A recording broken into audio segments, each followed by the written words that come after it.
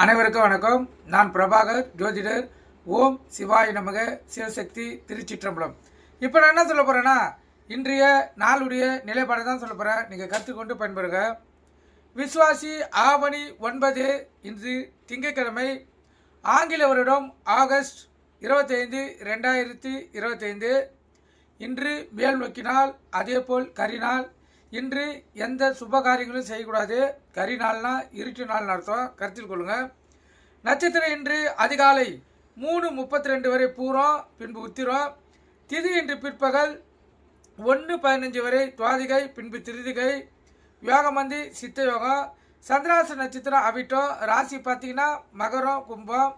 சந்திராசை பொறுத்த மட்டும் ராசி 50% பாதிக்கும், லக்கணத்தை 90% பாதிக்கும்.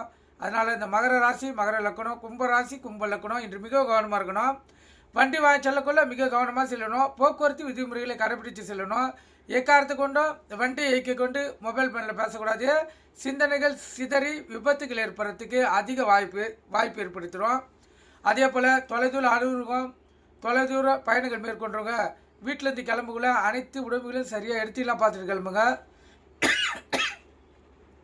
முக்கியமாக அதாவது இப்போ தொலைதூர பயணங்கள் செல்லக்கூடிய சூழ்நிலை இருந்துச்சுன்னா அவங்க டிக்கெட், பணம் இதெல்லாம் கரெக்டாக எடுத்து வச்சிங்கன்னா பார்த்துட்டு கிளம்புங்க. ஏன்னா சந்திராசத்தை பொறுத்த மட்டும் மறதி, பிரச்சனை, அலைச்சல், பகை, சண்டை சச்சரவு, விபத்து அனைத்தும் ஏற்படுத்தும்.